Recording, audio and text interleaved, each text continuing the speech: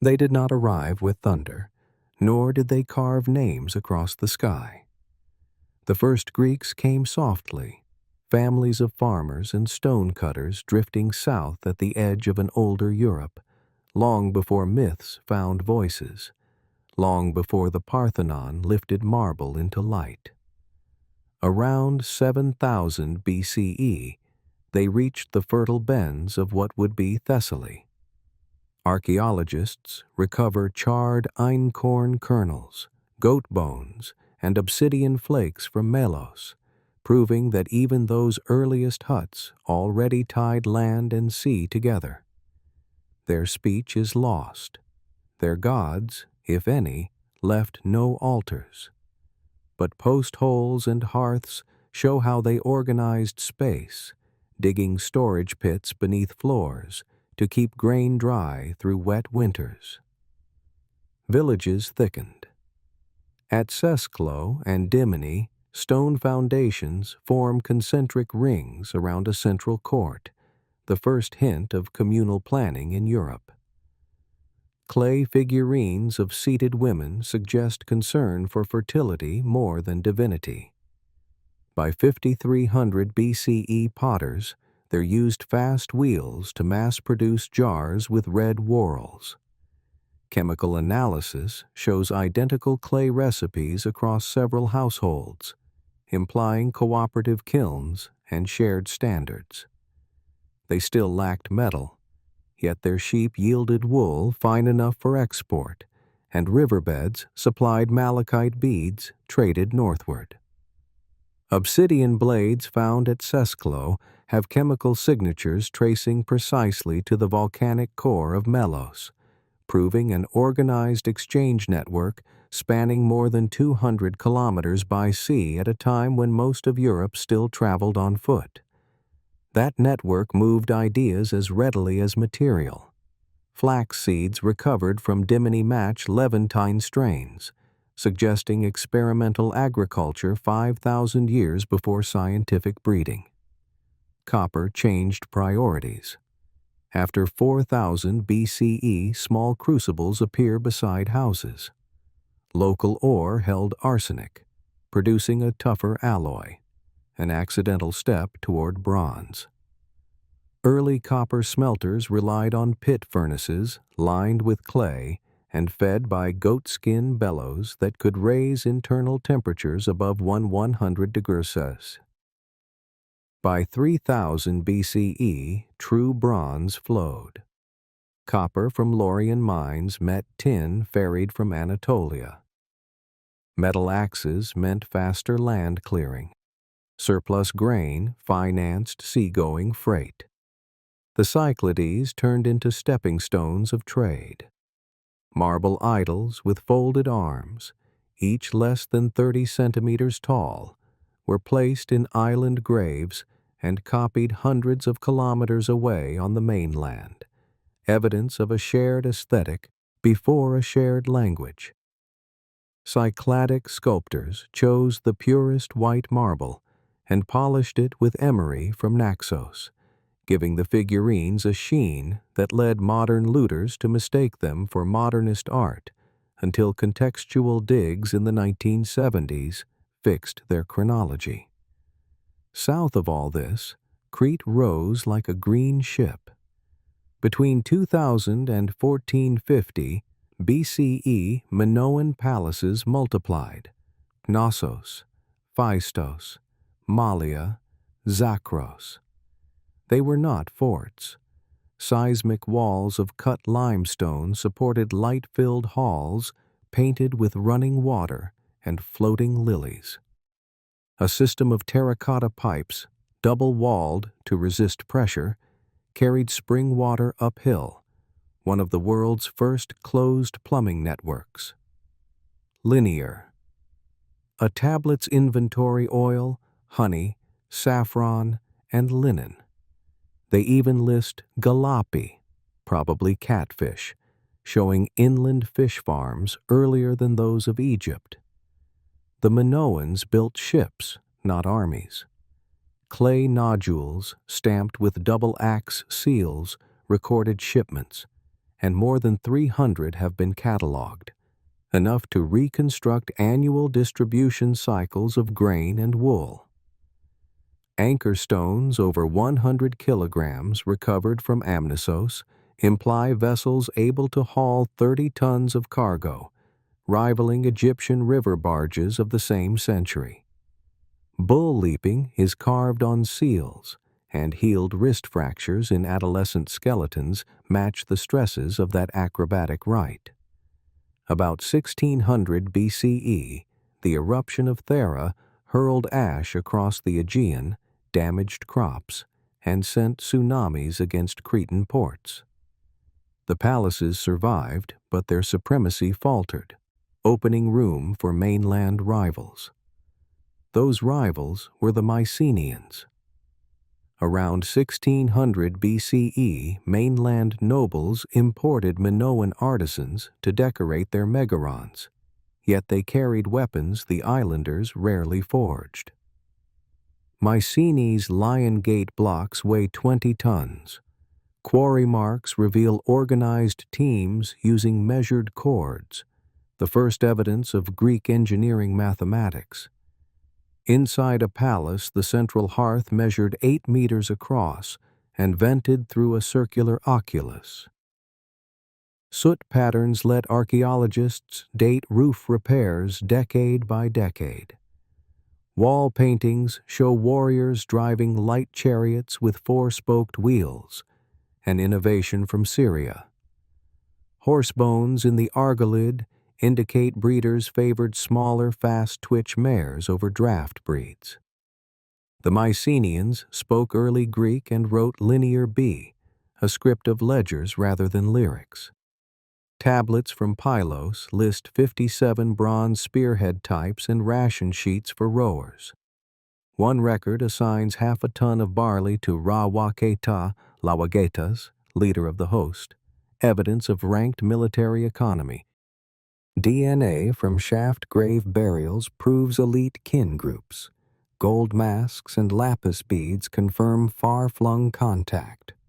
Their ships reached Cyprus, Sicily, even the Baltic for amber. Yet their palatial system was brittle, reliant on imported tin and stored surplus. Collapse arrived fast. Between 1220 and 1180 BCE, every major palace burned. Dendrochronology shows a 30-year drought. Hittite letters complain of grain shortages. Egyptian reliefs depict sea peoples raiding delta forts. Some Mycenaean refugees fled to Cyprus and the Levant, taking pottery styles that appear suddenly in coastal strata there. On the mainland, population halved. Writing ceased because scribes served palaces. Without warehouses to label, clay tablets were pointless. Iron replaced bronze because bog iron lay everywhere, while tin trade lay in ruins. When bronze became scarce, smiths reforged broken swords into sickles and arrowheads, conserving every scrap of imported metal. Concurrently, they roasted bog iron and hammered it into curved macerai, cheaper to produce and easier to sharpen, foreshadowing the hoplites kit. Historians call the next 4 centuries the Greek Dark Age, yet it was not a void. From 1100 BCE, hill villages clustered on defensible ridges. Potters invented the proto-geometric style, compass-drawn circles that foreshadow later rationalism. Graves shifted from shaft to cremation urns, perhaps because timber was scarce. Linguists track new dialects, Doric among them, showing migration mixed populations instead of erasing them. Oral poetry solidified. In Megaron, Hearthroom's bards memorized thousands of hexameter lines, preserving kernels of Bronze Age events.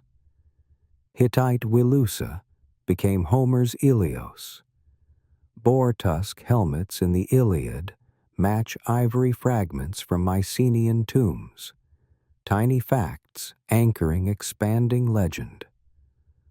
Around 800 BCE, the veil lifted. Phoenician merchants selling purple dye docked at Euboea. Greek sailors copied their consonant letters and added separate signs for vowels: alpha, epsilon, eta, iota, omicron, upsilon, omega, turning a trader's mnemonic into a flexible literary tool. Within 2 generations, school children on Chios scratched practice lines on potsherds, democratizing literacy in a way cuneiform never had. Inscribed wine cups from Pithecusae in Italy carry playful couplets, showing writing had leapt from bookkeeping to shared culture. That same century saw the first stone temples, oriented to sunrise on local feast days, merging practical astronomy with communal ritual rather than divine command. Thus, Greek history reawakened. The Minoan flush toilet, the Mycenaean audit, the Dark Age compass-drawn pot, and the alphabet combined into a toolkit for the polis. When Athens laid out its agora, surveyors reused Mycenaean string measuring methods. When Sparta trained hoplites, iron weaponry owed its spread to post-collapse pragmatism. When legislators engraved laws, they used symbols traced to Phoenicians and vowels shaped by singers. None of these innovations sprang from nothing. Each grew from layers of settlement, disaster, memory, and adaptation. By the time marble met chisel on the Acropolis, the builders' ancestors had weathered 7 millennia of trials. They had traded salt for obsidian, tin for poetry, kings for councils. They had seen palaces rise without walls and citadels fall despite them. They had learned that power rests not in thunder, but in steady handwriting, sealed grain jars, and stories strong enough to survive forgetting. From silence they built a voice, and from ruins they shaped a civilization that still instructs anyone willing to listen. When writing returned, villages changed. Letters carved on pots and stones did more than record grain. They drew invisible borders around identity.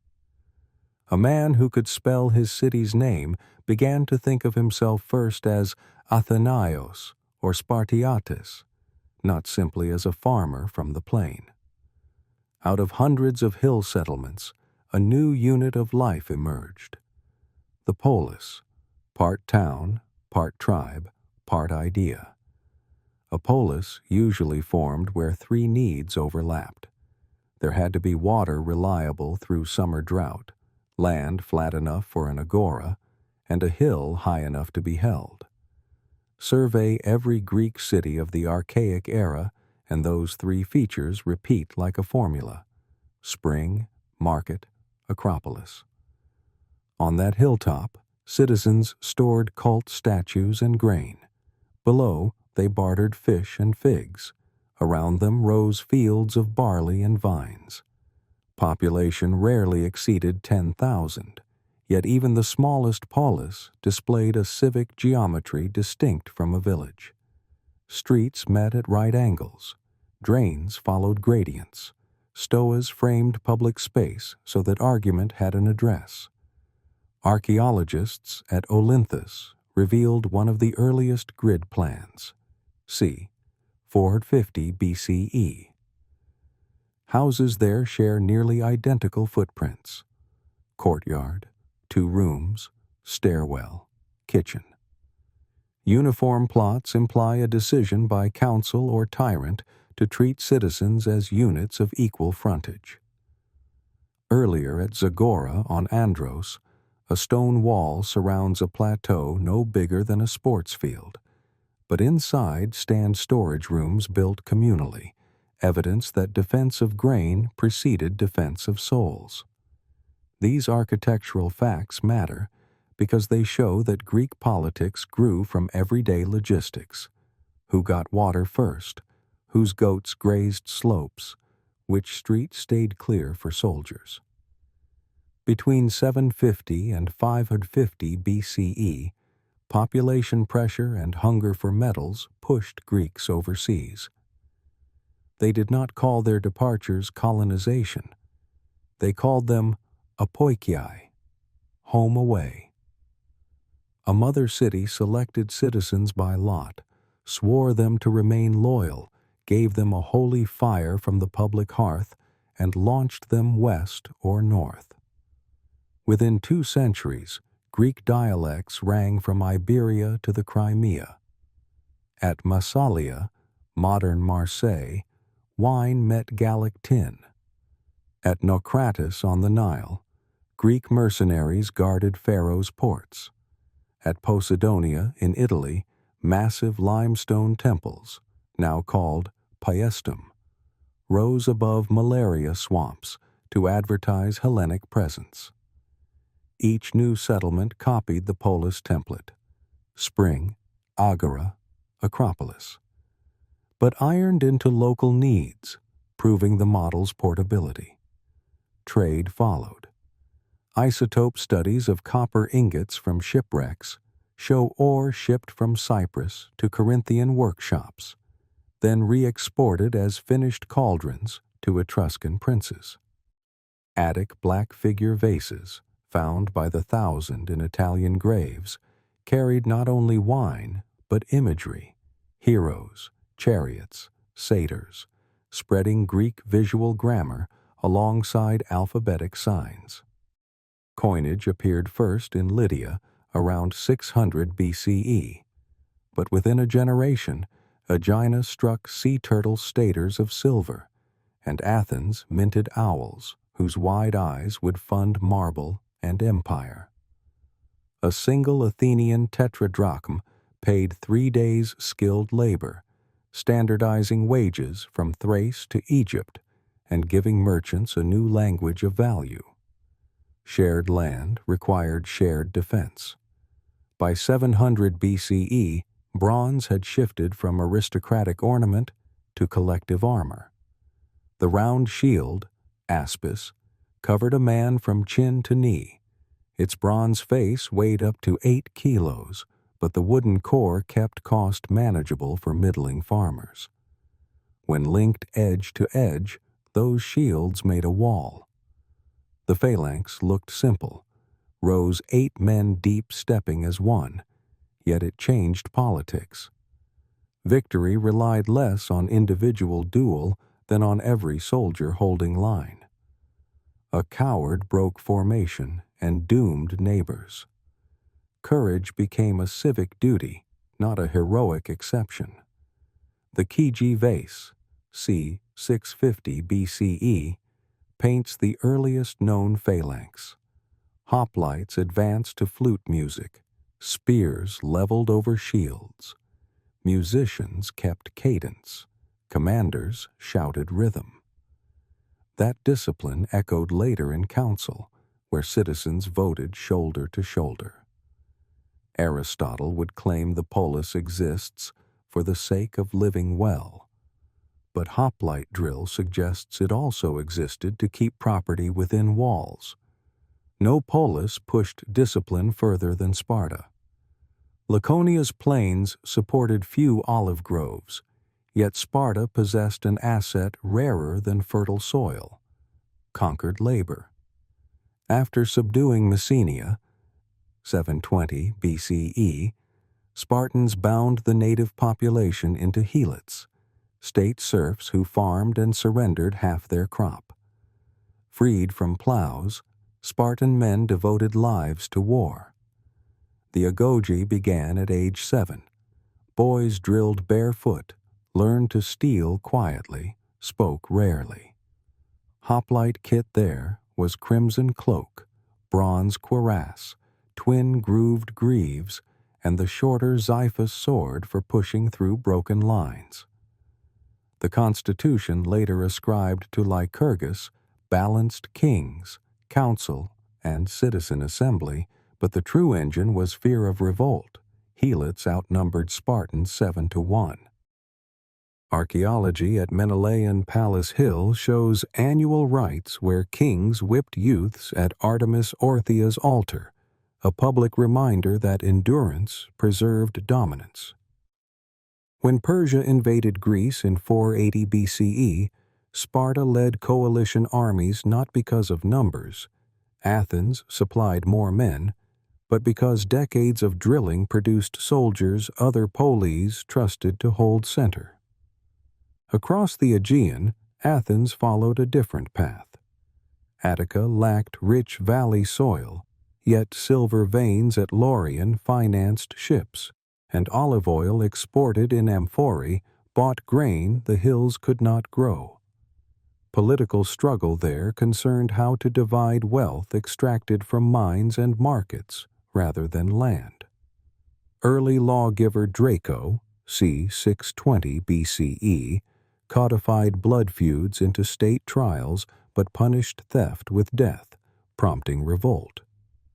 In 594 BCE, Solon canceled debts that enslaved farmers, divided citizens into 4 income classes, and opened courts to ordinary men who could swear an oath. His reforms did not erase poverty, yet by giving the poor legal voice, he taught them to look to assembly, not strong men. A generation later, Pisistratus seized power as tyrant, but his rule, backed by bodyguards and mercenary silver, also funded roads, aqueducts, and public festivals. After his sons fell, Athens installed ostracism, the annual vote to exile one citizen for 10 years. It was a crude firewall against tyranny. Shards of pottery inscribed Themistocles or Kimon still litter the agora's soil. By 508 BCE, Cleisthenes reorganized the population into 10 tribes mixed by coast, plain, and city, making local rivalries irrelevant in the assembly of 5,000. Citizenship now meant debate at sunrise, jury service, and hoplite duty, equal shares in risk and rule. Stone steles record how seriously Greeks took public display. At Gortyn on Crete, c.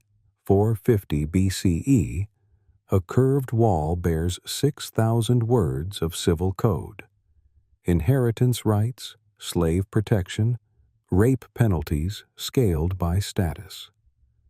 The inscription's height starts low so even children could read first lines, implying education was social armor.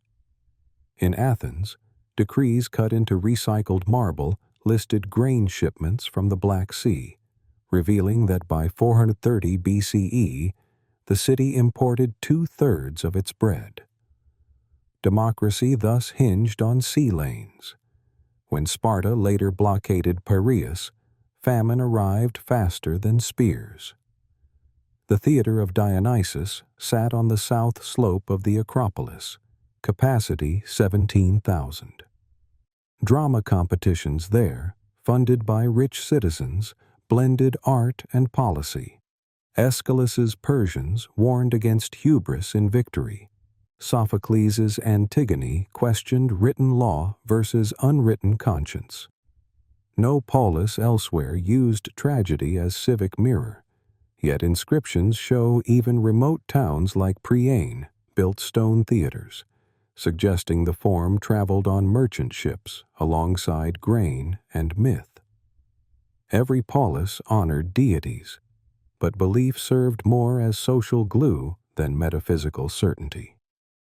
Excavations at Athens's altar of the 12 gods reveal dedication pits filled with miniature terracotta loaves and wine cups, tokens, not treasure. At Sparta, bones of sacrificial dogs, rare elsewhere in Greece, suggest a local reading of divine favor tied to martial values. Philosophers soon challenged inherited tales. Xenophanes mocked anthropomorphic divinities by noting, "If oxen had hands, their gods would look bovine." Yet temples still anchored memory. The Heraion of Samos spanned 6 football fields in column forest, making architecture itself an offering. By the early 5th century, perhaps 1 in 3 adult males in Attica could read a decree, and a smaller share could write. Clay tablets from Selinus in Sicily preserve school exercises repeating alphabet rows, proof of rote learning outside Greece proper. Coin hoards buried during Persian raids contain pieces from multiple polis, meaning merchants accepted foreign silver by weight, not emblem. Trust knit economy before federal union. Law codes from Locri Epizephyri in Italy rank public bribery above murder for punishment, revealing anxiety about vote corruption only 50 years after democracy's birth. Thus, by 480 BCE, Greece comprised some 800 polis, each fiercely autonomous, yet linked by language, festival truce, and the hoplite ethic. Colonies stitched the Mediterranean into a Greek commons. Coinage set prices. Written laws curbed revenge. Phalanx warfare trained citizens to stand in line. Drama asked whether leaders deserved faith. Philosophers began to treat nature as pattern, not whim. None of this sequence was inevitable, but each layer rested on earlier compromises. Water rights at spring, grain tallies on clay, shield weight on shoulders. When Persia advanced, the Greeks who mustered at Marathon were not tribes scrambling for plunder. They were polis citizens defending a system that merged freedom with duty. Victory revealed power of cooperation, but also seeded rivalry that would later split alliances. Yet regardless of future wars, the template of self-governing city-state, rule of many, fought for by many, had taken a form sturdy enough to be studied even in distant centuries.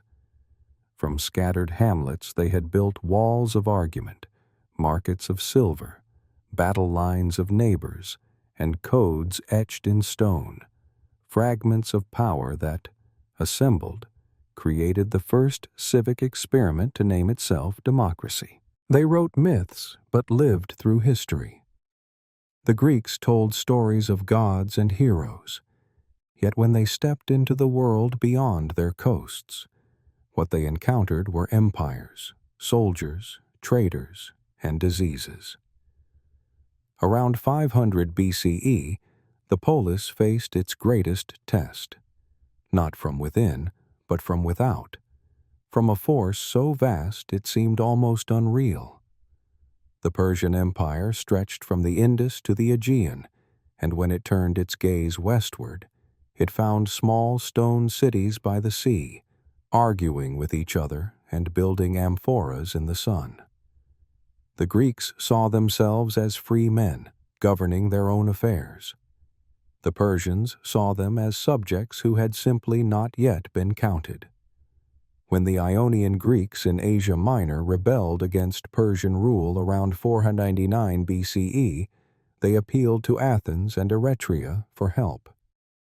It was not a strategic move. It was emotional, ancestral, linguistic. Athens sent ships across the sea. They helped burn Sardis. Persia responded with force.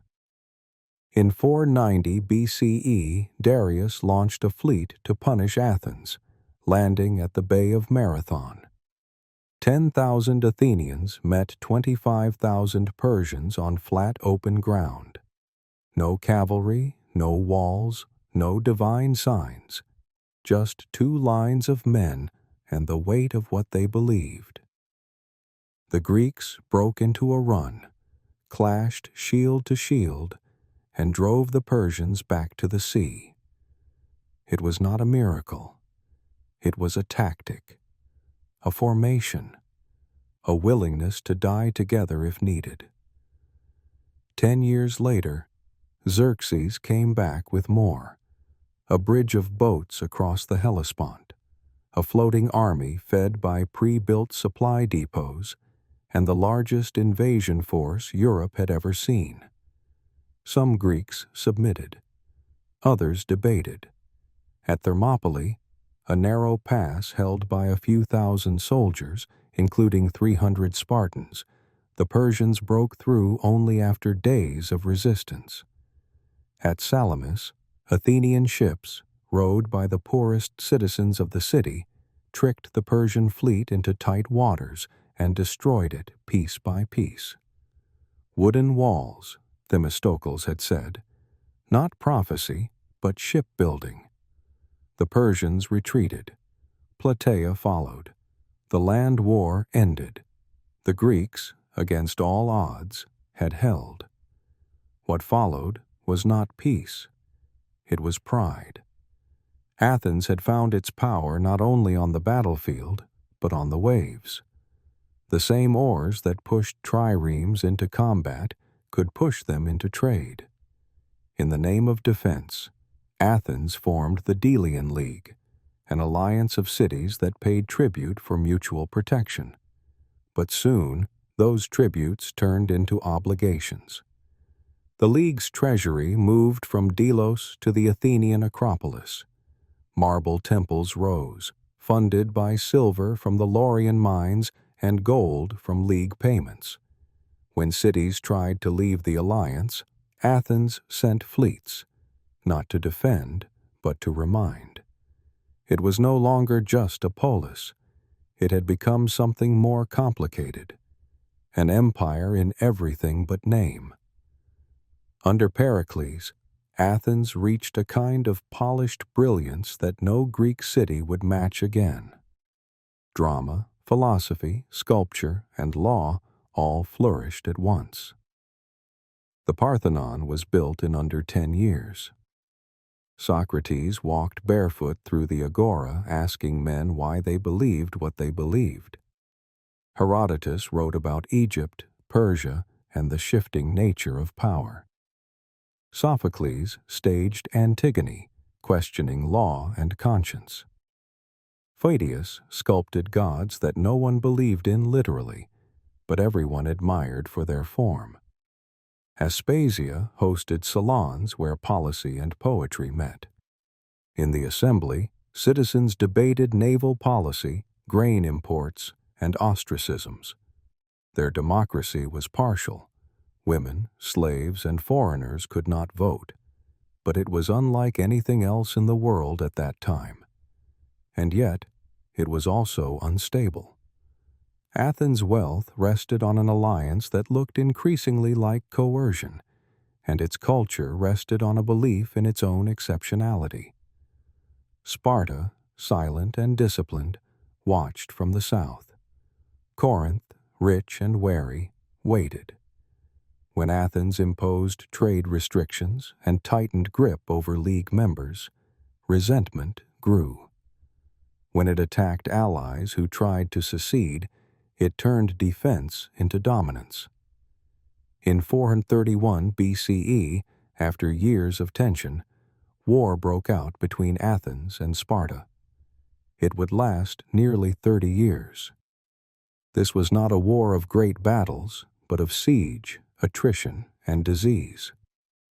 When the Spartans marched into Attica, the Athenians stayed behind walls and relied on their navy to supply food. That strategy worked, until plague broke out inside the city. Thucydides, who survived the illness, recorded its symptoms and its social effects. People abandoned customs, buried the dead without rites, and doubted the gods. The sickness killed Pericles, and with him the unity of Athenian vision. New leaders were more aggressive, less thoughtful. Athens attacked neutral Melos and slaughtered its men. It sent a massive fleet to Sicily, hoping for easy conquest, and lost everything. Sparta, funded by Persian gold and built on endurance, slowly wore Athens down. By 404 BCE, after a long blockade, Athens surrendered. Its walls were torn down, its fleet limited, its democracy temporarily replaced by a council of oligarchs. But the deeper loss was one of confidence. The war had proven that the system the Greeks had so carefully built could destroy itself from within. No invader had burned Athens. It had consumed its own strength. Even in defeat, Athens remained intellectually alive. Socrates continued to question the meaning of justice, asking uncomfortable questions that unsettled the city's fragile recovery. In 399 BCE, he was executed, not for violence or betrayal, but for thought. His death shocked his students. Plato, one of them, withdrew from politics and began to write dialogues that would shape philosophy for millennia. He imagined a city ruled not by birth or wealth, but by wisdom. His student, Aristotle, took a different route, observing plants, animals, constitutions, and language to understand how the world actually worked. The academy and the lyceum became models not just for schools, but for how knowledge could be tested, refined, and passed on. During this time, the Greek world remained fragmented. City-states formed leagues, made treaties, and broke them. Thebes rose briefly to power. Sparta declined. Athens rebuilt its walls but never regained its empire. Trade continued. Coins moved from hand to hand. Temples were repaired. But the age of independent polis dominating the world stage was ending. Beyond the mountains of Macedon, a new kind of ambition stirred, one not rooted in the balance of assemblies, but in the will of a king. Yet, before that chapter, the Greeks had done something permanent. They had created a culture that could argue with itself, a system where ideas, not blood, conferred legitimacy, where stone theaters staged questions that no ruler could silence, where coins bore owls, not faces, where knowledge could outlive its creator. They had failed in war, but succeeded in memory. They had not built perfect cities, but they had built cities where a man like Socrates could ask why the city existed at all, and be heard. They had carved no eternal empire, but they had carved into marble and into language something that would be picked up centuries later by others who would call themselves citizens, not subjects. They wrote tragedies, but they understood consequence, and from the ruins of their own ambition, they left behind more than temples. They left behind a way of thinking, one that survives collapse. They began by asking what the world was made of, not who made it, but what it was, beneath the wind, beneath the rain, beneath the illusion of permanence. This shift marked something new. Earlier civilizations had built monuments and myths.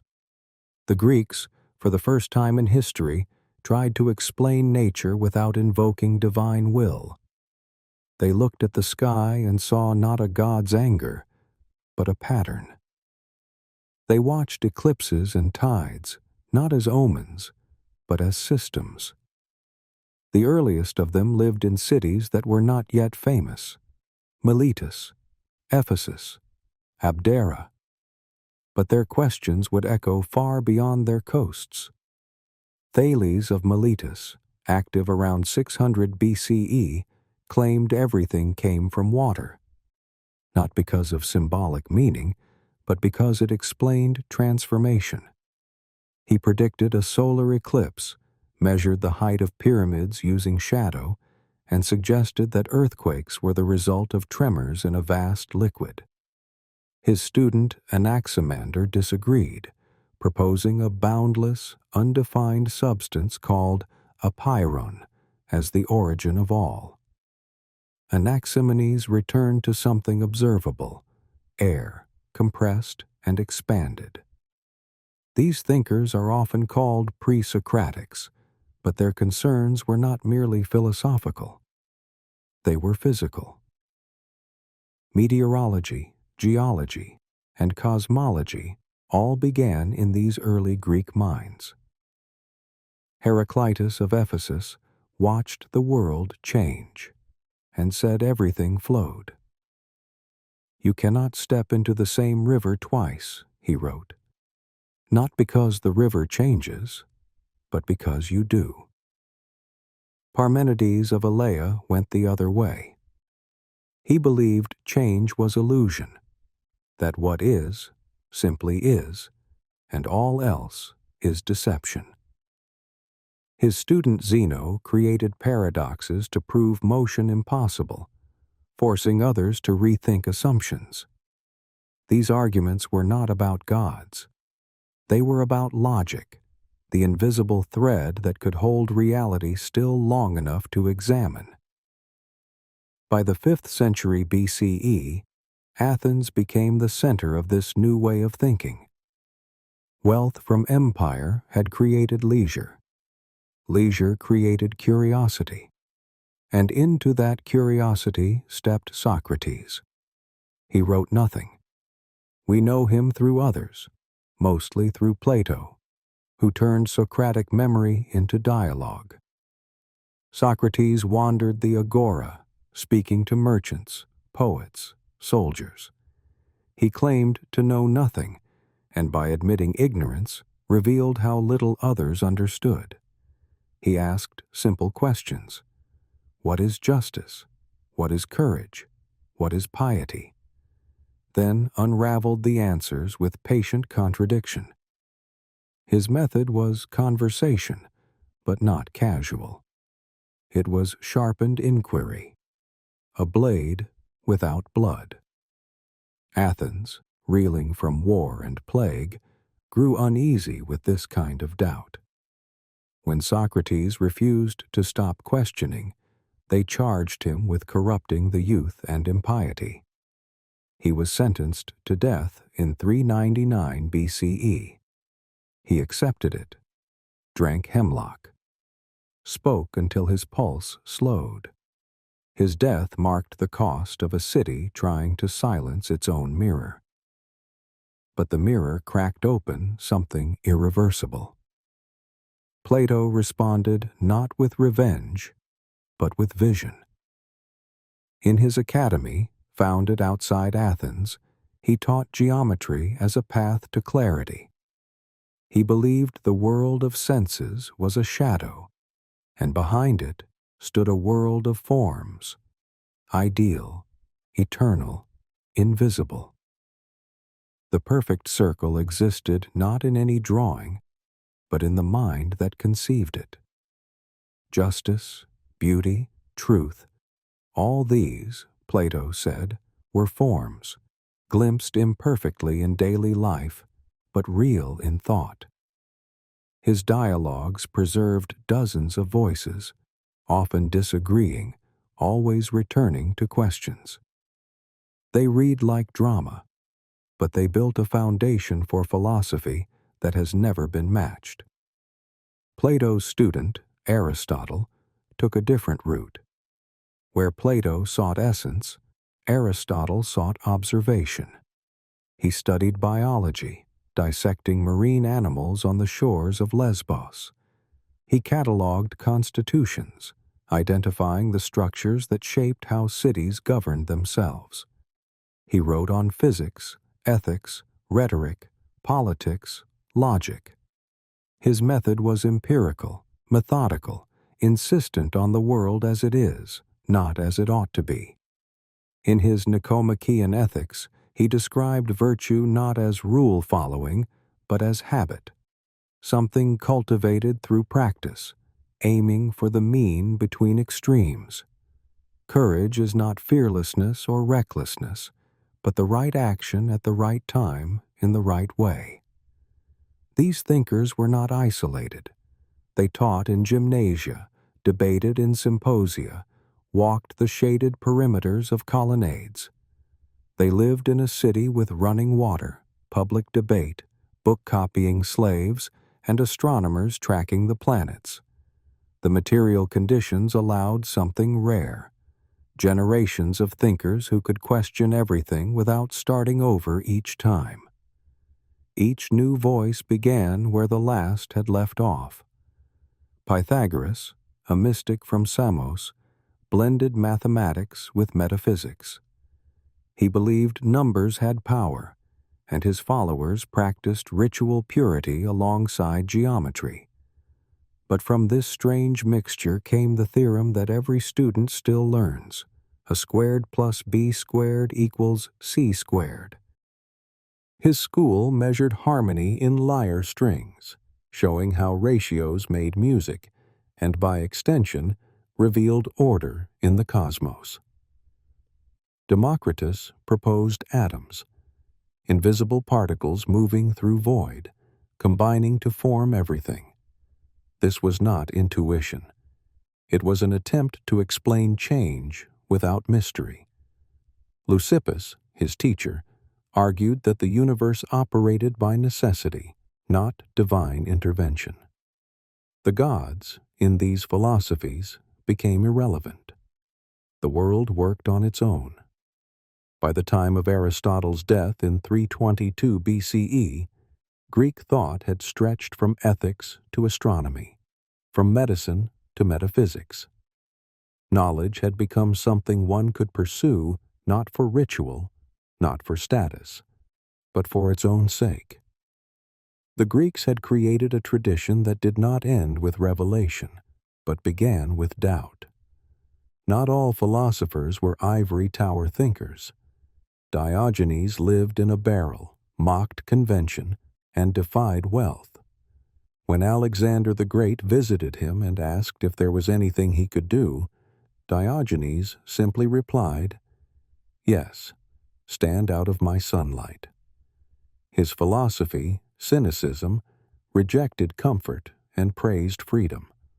Others followed. The Stoics taught endurance, control, self-possession, that happiness came not from the world, but from how one faced it. The Epicureans argued for pleasure, but not indulgence, for peace of mind, quiet friendships, a life free from fear. They denied an afterlife. They denied divine reward or punishment. They believed in atoms and in simplicity. These schools emerged because the Greeks had created space for them, a space where multiple truths could compete, where a temple and a library could stand side by side, where gods might be honored but not feared, where the greatest legacy was not a monument but a question, clear, sharp, and undying. They did not agree on answers. They often opposed one another, but they shared a belief that the mind could map the world, that logic could be a compass, that wisdom, unlike gold or empire, could not be stolen. They charted stars without praying to them. They dissected animals not to curse them, but to understand. They studied wind, tides, light, sound, and always returned to the human. What makes a good life? What is justice, if not punishment? What is freedom, if not indulgence? They argued, they refined, they wrote. And through them, Greece became something more than a place. It became a method, a posture, a way of facing uncertainty not with myth, but with inquiry.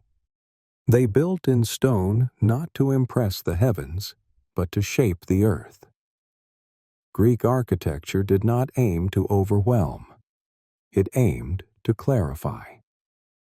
A temple did not seek to hide the sky, but to frame it. Columns rose in rhythm, stone was cut with precision, and proportions followed principles meant not to dominate, but to harmonize. To walk through a Greek city was to walk through an argument about balance, about symmetry, about what it meant to live among others in a space both natural and made. Their temples followed a logic older than any single city. The basic form was simple: a rectangular building surrounded by columns, raised on a stepped platform oriented toward the east. The sun would rise and light the entrance.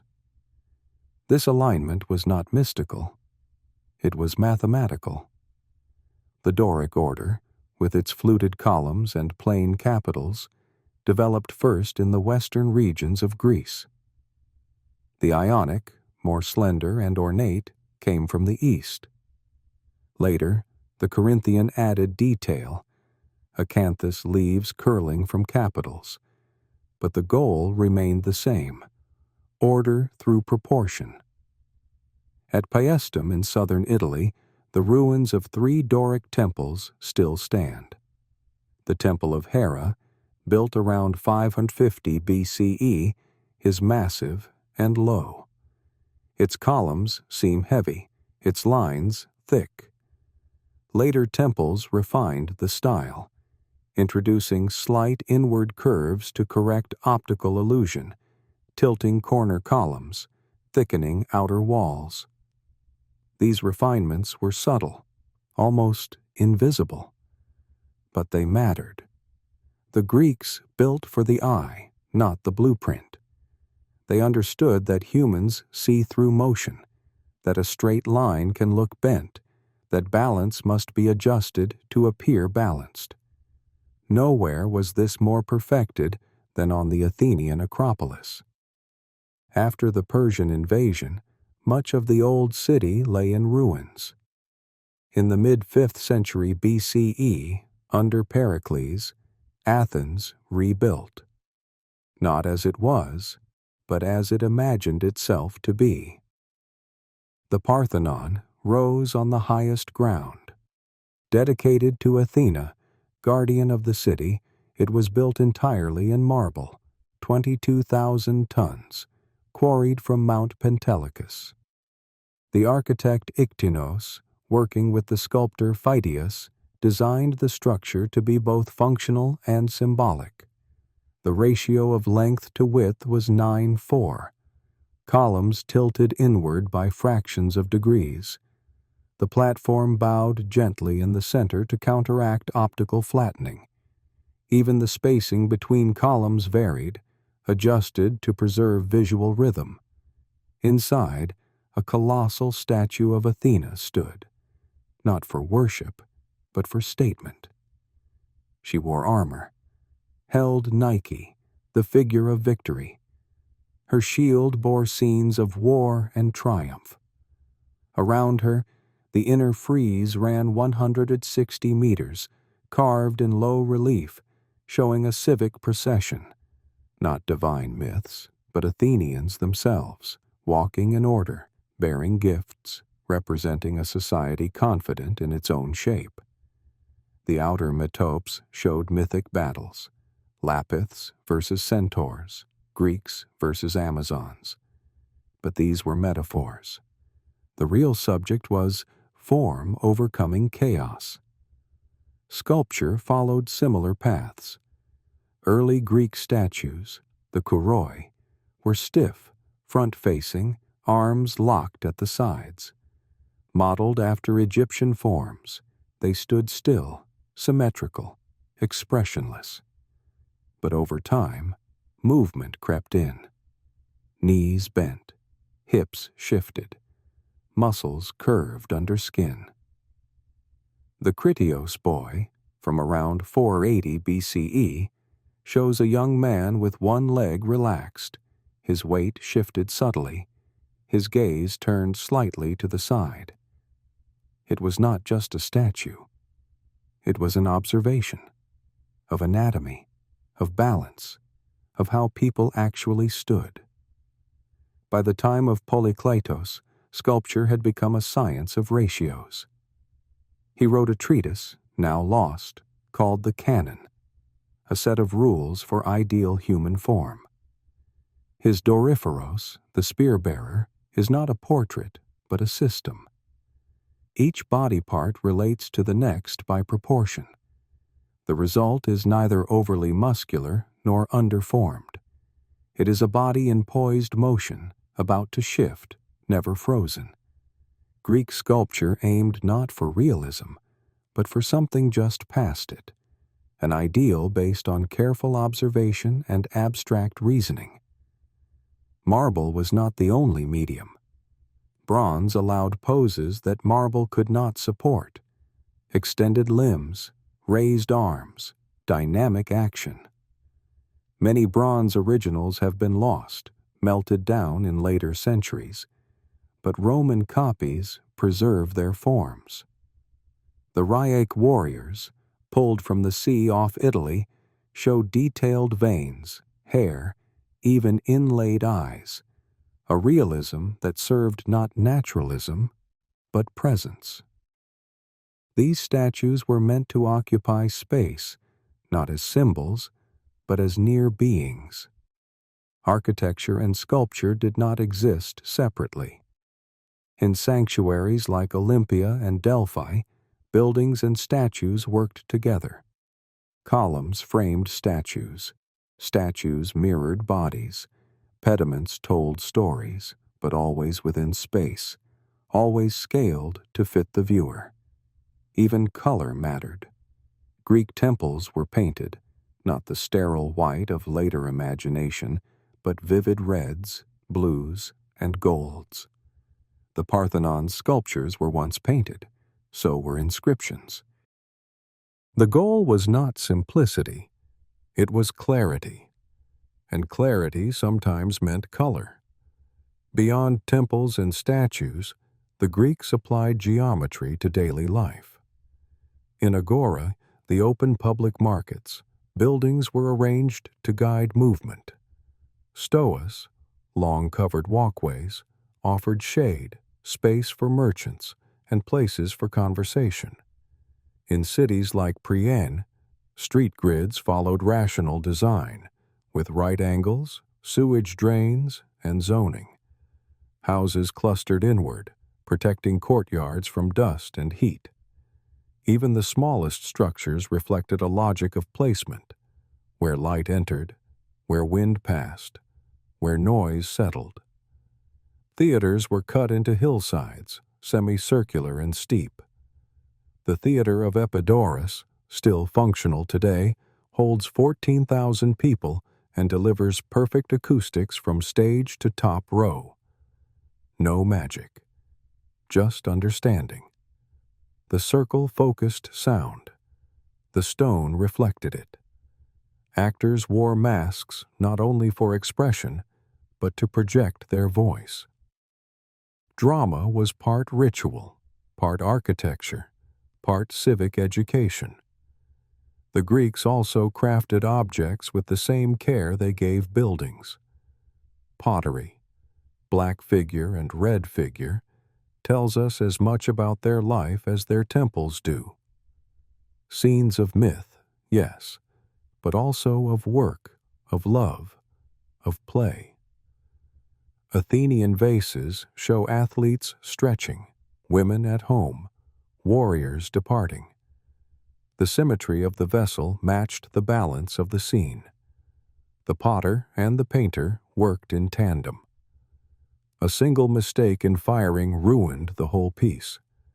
Success was control of shape, line, heat, and time. They measured the earth in spans of the hand, the foot, the step. But they used those measures not to dominate, but to relate. Proportion governed not just the body, but the building, the vase, the voice, the law. The golden ratio, a mathematical relationship of 1 to 1.61 weight, appears in temple layouts, statue designs, even musical intervals. Whether discovered intentionally or arrived at intuitively, it expresses the Greek instinct that beauty is not an accident. It is a function of structure. This pursuit of form did not end with aesthetics. It became ethics. A well-built statue suggested a well-formed soul. A balanced column echoed the need for civic balance. To live well was to live in harmony, with body, with city, with world. Geometry was not cold. It was moral. It trained the mind. It trained the hand. It taught that strength without measure collapses, and that beauty without order dissolves. Not all was balance. Some sculptures showed pain, age, conflict. The dying Gaul, the old market woman, the wounded warrior. These works came later, from the Hellenistic period, when idealism gave way to complexity. But even then, the core principles remained: observation, proportion, intention. The Greeks did not build for gods. They built for memory. They built for presence. They carved time into marble so that space could speak. They found in line and form a language older than myth and more lasting than law. They did not raise monuments to command obedience. They raised them to make sense of being alive. They fought not to conquer the world, but to hold their place in it. Greek warfare was not built for empire, but for endurance. The city-states were small, scattered across mountains and coasts, each with its own fields, laws, and fears. Their conflicts were personal, their victories temporary. But from this fragmented land came innovations in battle that would shape war far beyond their borders. A strategy of form, rhythm, and will. At the center stood the hoplite. He was not a professional soldier. He was a citizen, a farmer, a merchant, a craftsman, who paid for his own armor, trained with neighbors, and fought when called. His shield was round, made of wood and bronze, about a meter across, held not with a central grip, but with a forearm band and hand strap. It covered half his body and part of the man beside him. His spear was about 2.5 meters long. His helmet enclosed the head completely, with small openings for eyes, nose, and mouth, protection at the cost of hearing and breath. When hoplites stood together, shield to shield, they formed the phalanx, a wall of men, 8 ranks deep, each pressing forward, each relying on the man to his left. Victory came not from overwhelming force, but from cohesion. If one broke, the line bent. If the line bent, the wall collapsed. The phalanx required trust. It turned war into a test of structure. Battles were often brief. The two lines would charge, clash, and push. Spears broke, swords drew. Feet slipped in dust and blood. The shield wall would surge, tremble, then give, and one side would run. The pursuit was short. The goal was not annihilation, but submission. Kill too many, and the enemy might never return to alliance. Spare them, and diplomacy stayed possible. This ritual of seasonal conflict served a purpose. It kept balance. It reinforced identity. But not all wars followed the pattern. When Persia invaded in 480 BCE, the Greeks were forced to coordinate in ways their system rarely allowed. Dozens of polis sent troops and ships, argued over command, and finally met the invader at Thermopylae. The narrow pass allowed a few to block many. For 2 days, the Greeks held. The Spartans stayed when others withdrew, choosing to die rather than yield. It was not myth. Bones, armor, and Persian arrowheads confirm the numbers. But the story endures not because of numbers, but because it made Greek resistance visible. At Salamis, the Athenians showed a different strength. They evacuated the city, placed women and children on ships, and met the Persian fleet in tight straits. Triremes, long, narrow warships rowed by 170 men, rammed and splintered enemy hulls. Themistocles had prepared for this moment years earlier, convincing Athens to invest silver profits into fleet construction. It was strategy, not prophecy. The victory at sea turned the tide. Persia retreated. The Persian Wars revealed what cooperation could achieve, but they also exposed fault lines. Athens emerged stronger, richer, more confident. It built walls, ships, and alliances. The Delian League, formed to keep Persia at bay, turned into an Athenian empire.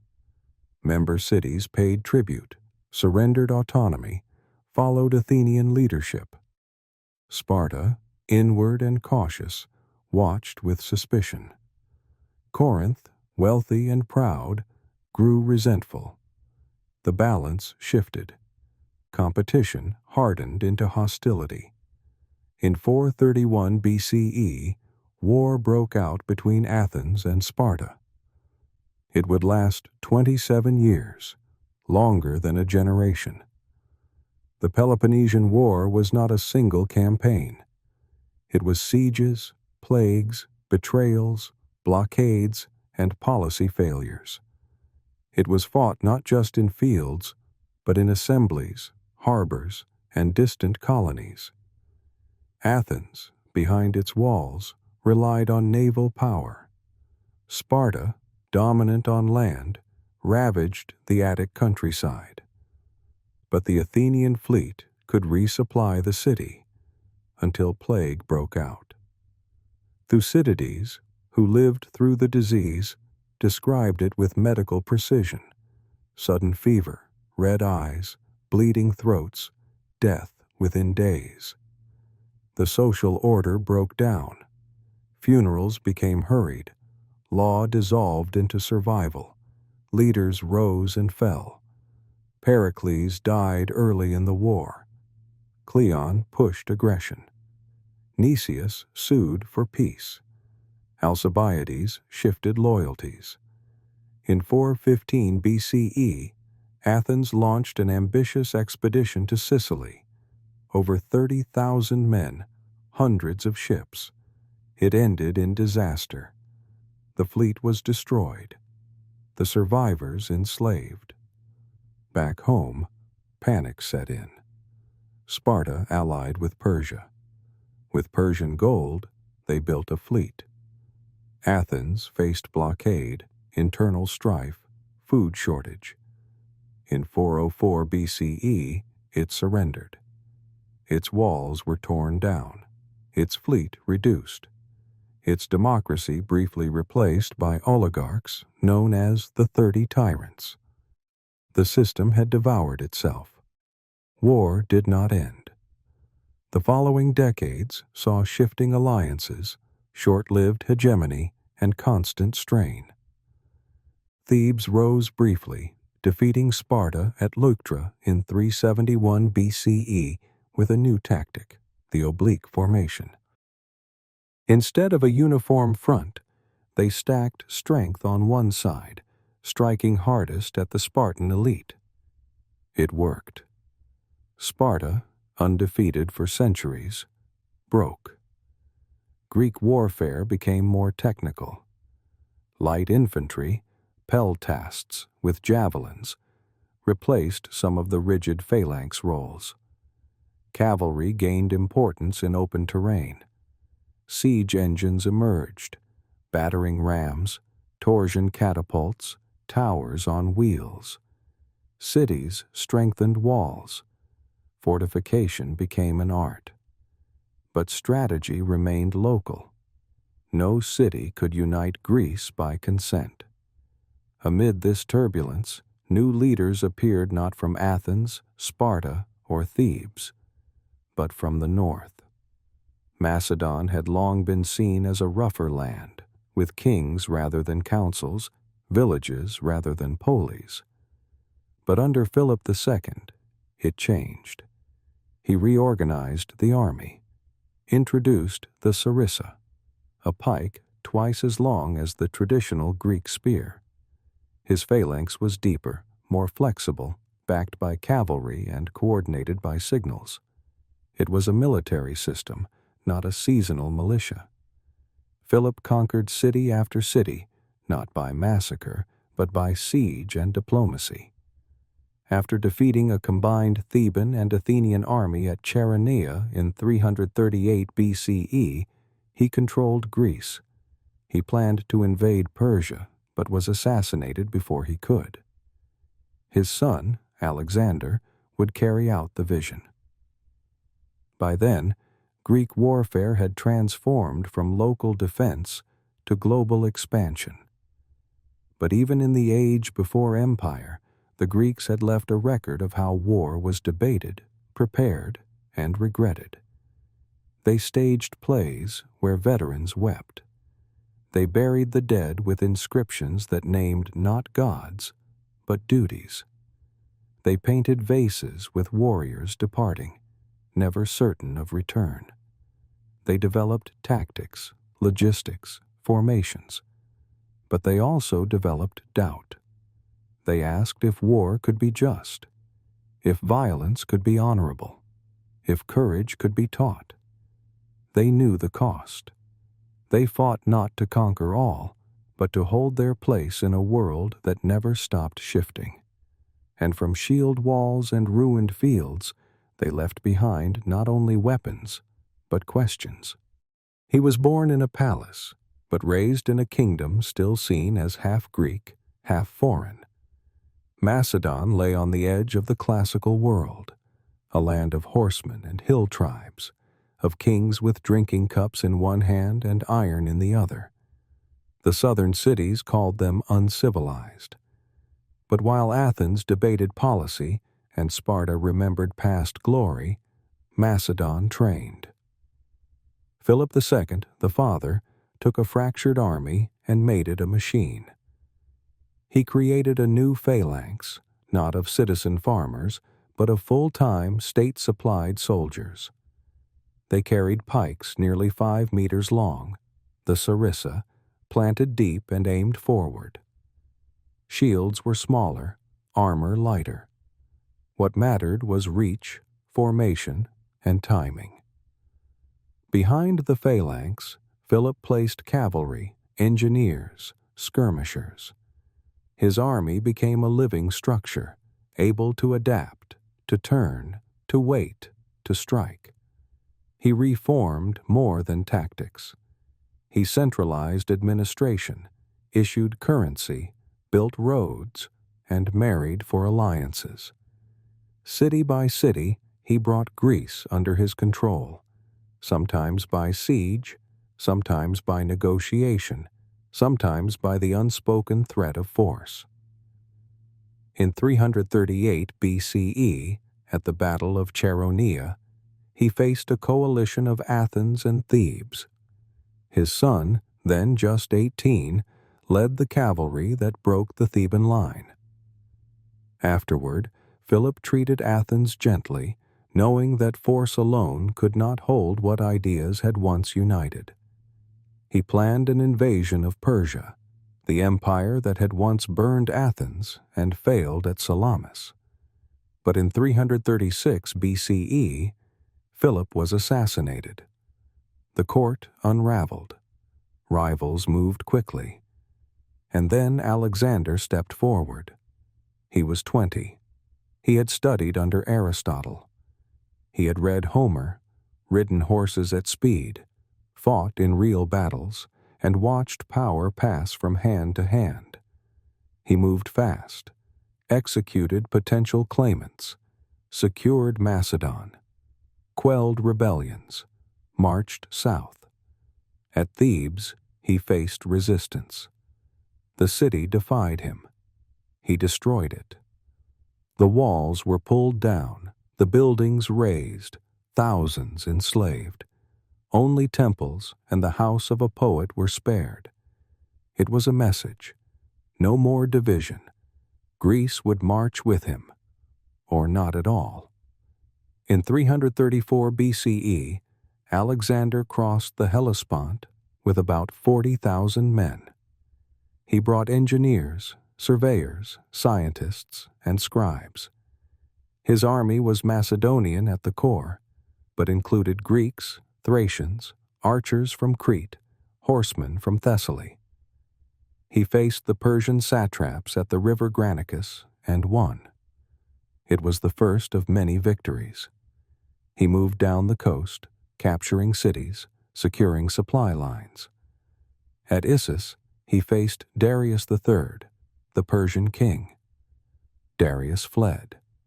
His family was captured. Alexander treated them with dignity, called them royalty, and pressed on. He did not turn back. He took Tyre after a 7-month siege, building a causeway across the sea. He entered Egypt without a fight. At Siwa, he visited the oracle of Ammon, not to seek divine identity, but perhaps to understand how rulers claimed legitimacy. Then he turned east. At Gaugamela in 331 BCE, he faced a Persian army several times larger than his own. The battle was dust and movement. The Persian chariots were neutralized by gaps in the phalanx. Alexander waited, then charged at the center, straight toward Darius. Again, Darius fled. His empire fell with him. Alexander entered Babylon, then Susa, then Persepolis. He burned the last in what some say was vengeance for Xerxes' burning of Athens. Others say it was a drunken act.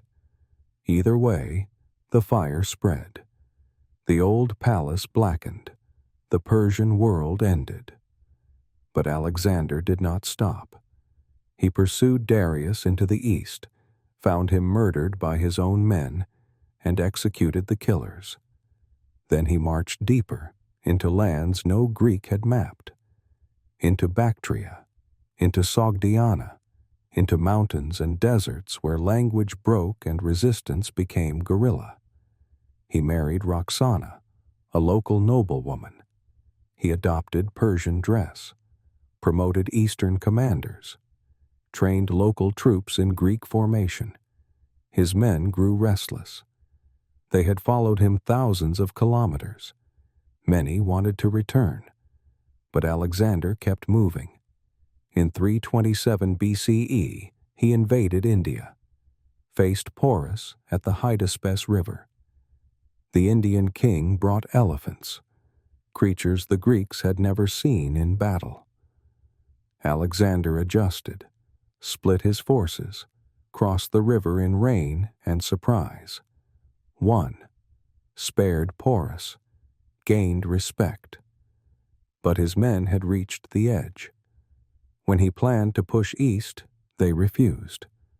Not mutiny, but exhaustion. Alexander listened. They turned back.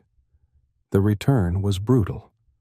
Through the Gedrosian desert, heat, thirst, loss. Thousands died. By the time they reached Persia again, Alexander was changed. He planned new cities. He ordered intermarriage between Macedonian and Persian elites. He spoke more of unity than conquest. He held banquets where cultures mixed. He began to dream of new campaigns, Arabia, perhaps even the Western Seas. In 323 BCE, in Babylon, he fell ill. Fever, pain, weakness. Within days, he died. He was 32. His empire stretched from the Aegean to the Indus, but he left no clear heir. His generals, the Diadochi, divided the land, fought each other, and carved kingdoms. The unity dissolved, but the influence did not. Greek became the language of trade, science, and government across the eastern Mediterranean. Alexandria in Egypt became a new intellectual center, home to the great library, the museum, and generations of scholars who would study medicine, astronomy, engineering. The Ptolemies ruled Egypt as Greek pharaohs. Seleucids held Mesopotamia. Greeks settled in cities as far east as Ai-Khanum, where coins bore Apollo and inscriptions quoted Plato. The Polis, once the center of Greek life, faded. Cities remained, but their autonomy shrank. Kings ruled, bureaucracies expanded. But the Greek mind, its habits, its questions, its language, survived. Alexander spread more than rule. He spread method, geometry in city plans, logic in law, dialogue in education. He had conquered an empire, but what lasted was culture. The Greeks had begun as farmers carving terraces into hills. They had organized by necessity, debated by torchlight, built in marble, argued in stone. Now their ideas flowed where their feet had never stepped. Now their measures crossed rivers. Now their balance had to stretch across worlds. They did not intend empire, but their questions traveled farther than their borders. From city walls to desert roads, they had carried something sharper than weapons, a way of seeing, and a need to ask what lies beyond what is known. They did not fall to enemies alone.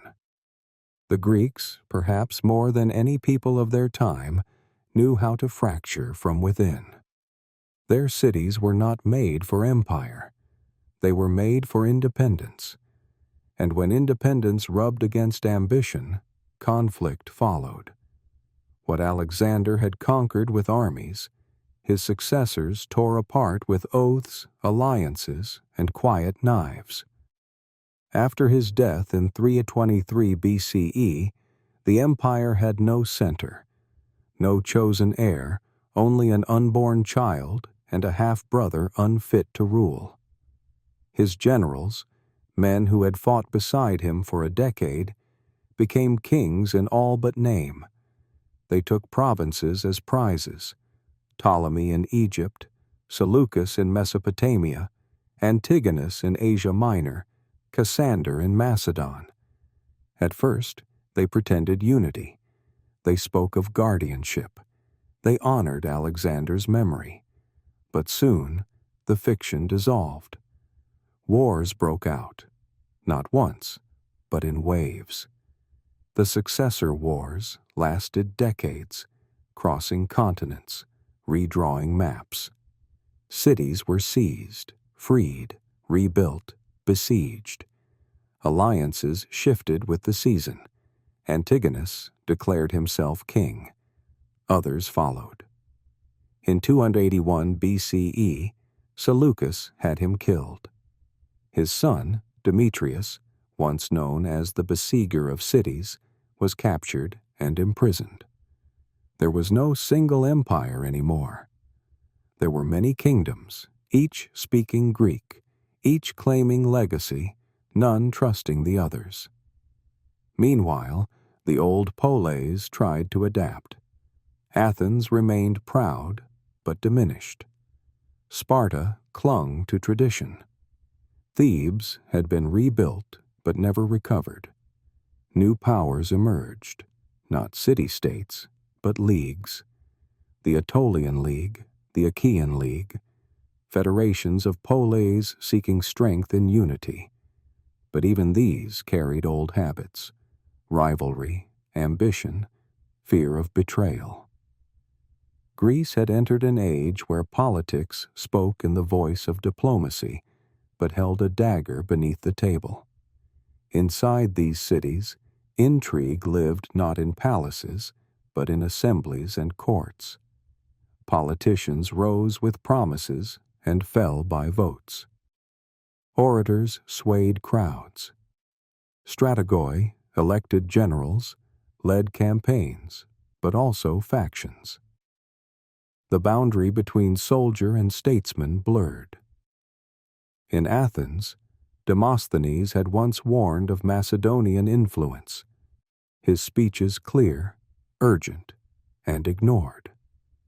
After Alexander's death, other voices filled the gap. Some called for resistance, others for peace. Corruption spread. Bribes from foreign kings reached assembly floors. Even democracy could be bought. In Sparta, reforms came from a man named Agis IV. He tried to restore equality, cancel debts, redistribute land. He failed. His opponents had him executed. A few decades later, another Spartan king, Cleomenes III, tried again. He was more successful for a time. He raised new armies, restructured society, challenged Macedon itself. But he was defeated at Silesia, fled to Egypt, and took his own life in exile. Sparta had produced heroes. Now it produced tragedy. Across the sea, in Egypt, the Ptolemies ruled with calculation. They adopted pharaonic symbols, built temples, married siblings. They wrote decrees in Greek and Egyptian, minted coins with Greek gods and Nile imagery. Alexandria flourished, not just a port, but a mind. The library grew. The museum became a center for mathematics, astronomy, engineering. But behind the marble, succession was fragile. Brothers killed brothers, mothers poisoned sons. Cleopatra. I murdered her son to preserve power. Cleopatra, too, warred with her daughter. Intrigue was not shadowed. It was systemic. The Seleucid Empire, vast but brittle, faced its own unraveling. Local revolts chipped at the edges. Provincial governors grew bold. Succession crises destabilized the core. By the 2nd century BCE, the empire that once stretched to India was shrinking. Rome had not yet arrived in force, but the future was visible. The Greek world was no longer expanding. It was consolidating, fracturing, waiting. Even within philosophy, conflict brewed. The Academy, founded by Plato, had shifted from metaphysics to skepticism. The Lyceum, founded by Aristotle, continued to observe, to collect, to classify. But fewer voices joined the conversation. Stoics debated with Epicureans. Cynics mocked them both. Philosophers became court advisors or self-exiles. The polis had once been the engine of thought. Now it was background. Yet not all was decline. Some Greeks still pushed boundaries. Archimedes, in Syracuse, invented machines that moved ships and mirrors that could burn sails. His writings combined mathematics with imagination. Eratosthenes measured the Earth's circumference with shadows and sticks. Hipparchus mapped the stars. These men lived under kings, but thought freely. Ideas, even in unstable times, still moved. But power had shifted. The battlefield was no longer Thermopylae or Marathon. It was the throne room, the court, the letter, the bribe. Cities built walls not only for defense, but to keep neighbors out. Fortifications were improved. Garrison forces stationed. Trust became a resource more rare than silver. The Greeks had once believed that isonomia, equality under law, was the heart of the city. Now, law bent to ambition. Citizenship, once a bond of duty, became a commodity. Some cities sold it, others restricted it. Immigrants were taxed. Merchants controlled port councils. The old system, built on shared service and ritual, began to erode. Theaters still held performances. Games were still held in Olympia and Delphi.